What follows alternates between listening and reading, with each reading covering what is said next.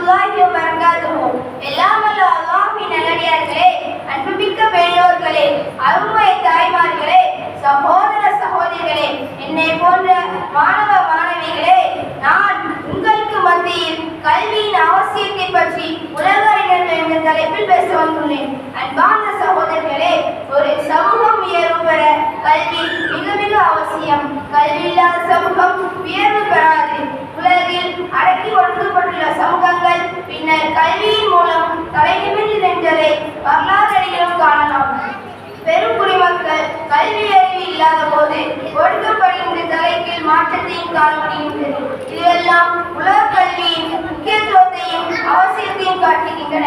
ஆனால் முஸ்லிம் சமூகத்தை பொறுத்தவரையில் மறுவுலகத்தின் மீது நம்பிக்கை உடையவர்கள் அவர்கள்.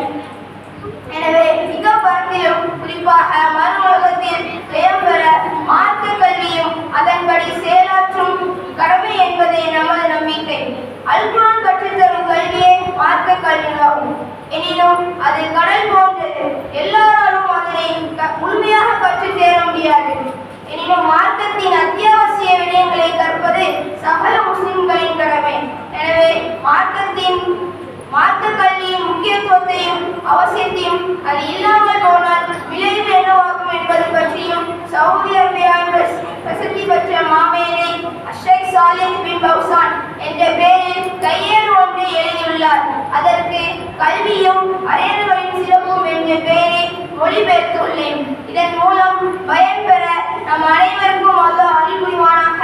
மேலும் இதன் மூல ஆசிரியருக்கும் இதனை மொழிபெயர்த்தோனுக்கும் மற்றும் இதனை வெளியிட உதவிய யாவருக்கும் அல்லாஹ் இருளிலும் நல்வாக்கி தருவானாக. மேலும்